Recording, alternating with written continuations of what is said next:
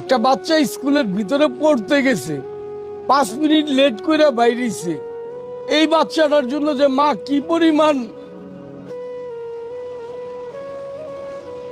পেরেশান, এটা আপনি নিজের চোখে না দেখলে বুঝবেন না। আমি দোয়া করি আমার মা পরে মরুক, আমি আগে মরি। মাকে অনেক বেশি ভালোবাসে। হ্যাঁ, আমার মাই তো আমার জীবন। আর কে পালছে আমারে বলেন? আপনি পালছেন? কোন মালিক পালছে? কেউ পালছে?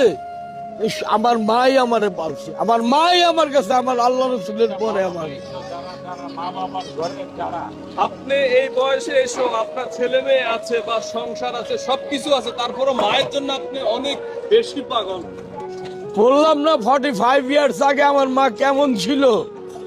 যুবতী ছিল, সুন্দর ছিল, জোয়ান ছিল। ইচ্ছা করলে আমরা কুলে ছিলাম, আমাকে ফালায় উনি আরেকটা সংসার করতে পারতো, করে নাই।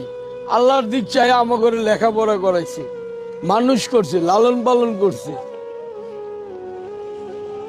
আমি নিজে দেখছি, এলাকাবাসী বলছে যে সেলিমের মা তুমি কি সংসার করবা?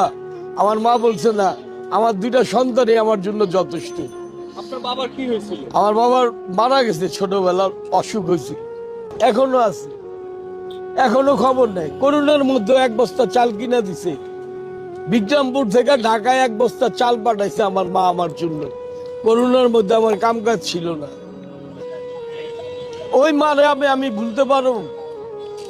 জীবনেও না।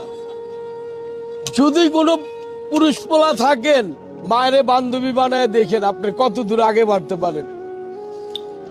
আপনার মার কাছে আপনি ভালো মন্দ সবকিছু পরামর্শ নিয়েন, অনেক দূর আগে বাড়তে পারবেন।